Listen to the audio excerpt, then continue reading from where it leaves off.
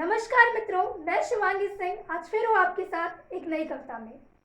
सर्वप्रथम आप सबको होली की ढेर सारी शुभकामनाएं।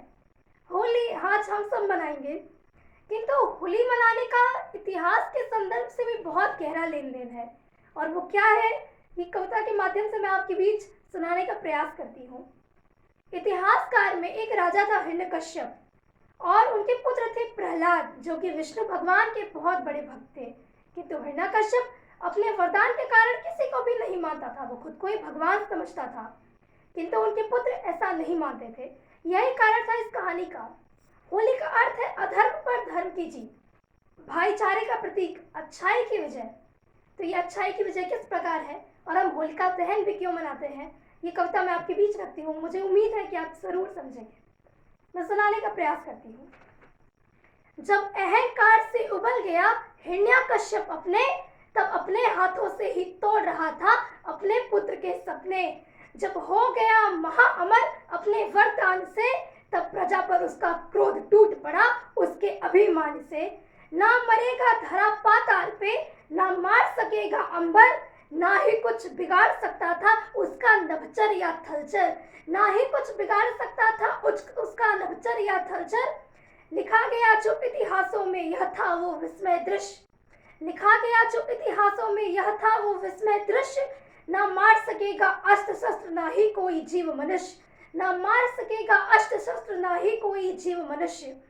ना उसे कोई अस्त्र और शस्त्र मार सकते थे, ना जीव ना मनुष्य। ना दिन में मरेगा ना रात में, ना धरा पे ना अंबर पे।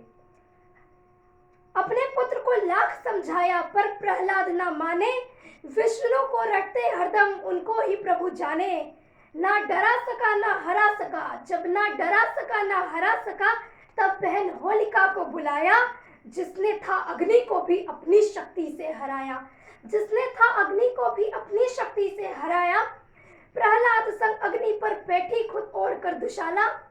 होलिका के पास उसकी एक शाल थी जिसकी मदद से उसे अग्नि की एक छुअन भी नहीं लगती और वो भस्म जलती नहीं। किंतु देखिए क्या दृश्य था और क्या हुआ। प्रहलाद संग अग्नि पर जब बैठी खुद ओढ़कर दुशाला, किंतु फिर विष्णु ने दिखाया अपना चमत्कार निराला। किंतु फिर विष्णु ने दिखाया अपना चमत्कार निराला। फिर दुशाला गिर पड़ी प्रहलाद पर, उनके काया को समेट लिया। फिर दुशाला गिर पड़ी प्रहलाद पर, उनके काया को समेट लिया। धधकती अग्नि ने भी फिर होलिका को चपेट लिया। धधकती अग्नि ने भी फिर होलिका को चपेट लिया। विष्णु जी आए लेकर नरसिंह का अवतार। विष्णु जी आए लेकर नरसिंह का अवतार। असुर को ले गए उसके फिर चौखट के द्वार। असुर को फिर ले गए उसके चौखट के द्वार। उसके चौखट का द्वार ना घर के अंदर था ना घर के बाहर था, ना धरा पे ना अंबर पे। अस्त समय में वध किया अपने रूप विशाल से। अस्त समय में वध किया अपने रूप विशाल से। ना चलाया अस्त्र शस्त्र मार दिया हाथों के करवाल से। ना चलाया अस्त्र शस्त्र मार दिया हाथों के करवाल से। भक्ति में कितनी शक्ति है, भक्ति में कितनी शक्ति है यह उत्तर देता है समय। भक्ति में कितनी शक्ति है यह उत्तर देता है समय।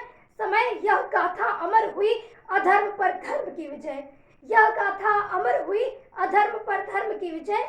जब धरती पर पापी कुकर्मी अन्यायी पड़ जाते हैं, जब धरती पर पापी कुकर्मी अन्यायी पड़ जाते हैं, तब भक्तों की रक्षा करने स्वयं प्रभु आते हैं।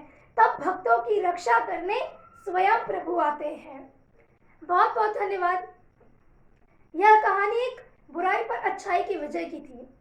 वो अच्छाई जो स्वयं भगवान श्री विष्णु ने दिखाई और वह भक्ति, वह भाव जो प्रहलाद के अंदर था। आज के युग में जो भक्ति है वो कहीं ना कहीं है और कहीं ना कहीं कम भी हो गई है, किंतु आवश्यकता है कि हम अपने हृदय में उस भक्ति को जगाए रखें, जिंदा रखें, क्योंकि ईश्वर है, जहाँ भी है हमारे बीच में है। हम देख नहीं सकते पर ईश्वर को हम कभी ना कभी महसूस अवश्य करते हैं।